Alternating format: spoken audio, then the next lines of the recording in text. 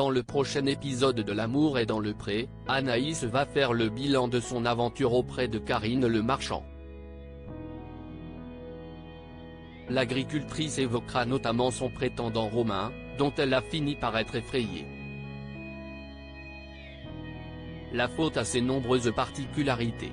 La première partie du bilan de L'amour est dans le pré et d'or est déjà disponible sur la plateforme 6 Play Max.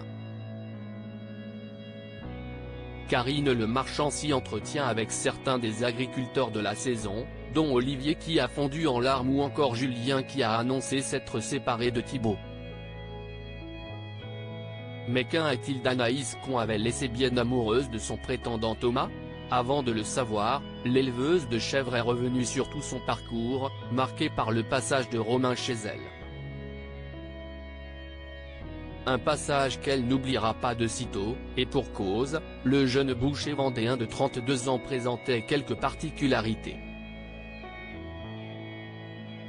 Pour commencer, il avait une grande passion pour les détecteurs de métaux. Souffrant d'insomnie, Romain se levait même dans la nuit pour aller chercher des objets.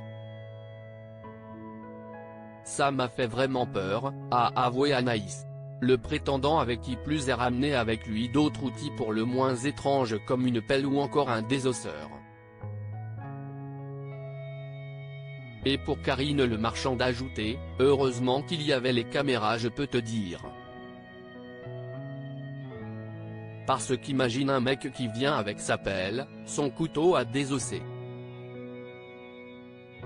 Et il n'y a pas les caméras. Je lui demande de partir.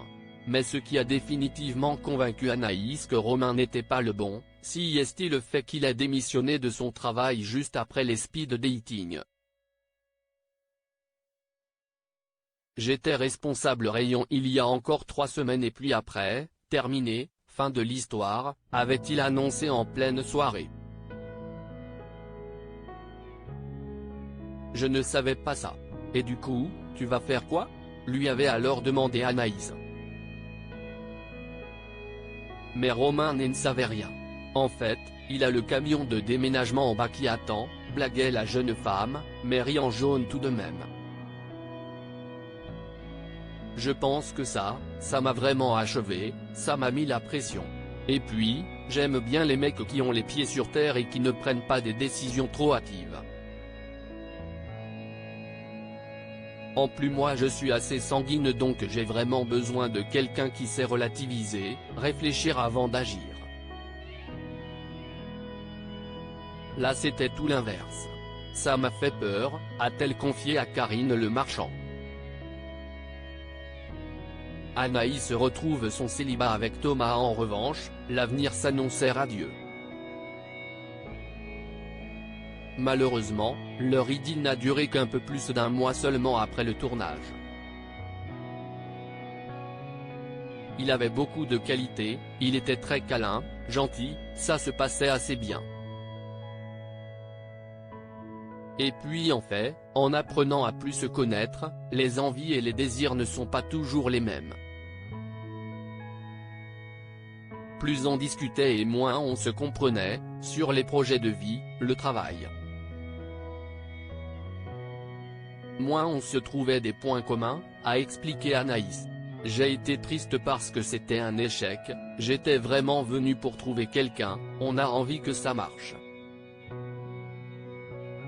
La déception était assez grande à ce moment-là mais en même temps, si ça ne marche pas, ça ne marche pas.